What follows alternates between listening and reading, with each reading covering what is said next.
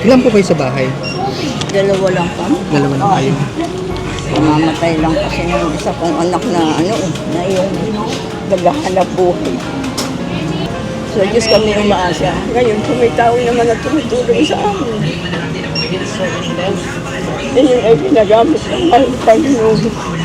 Palo na rin.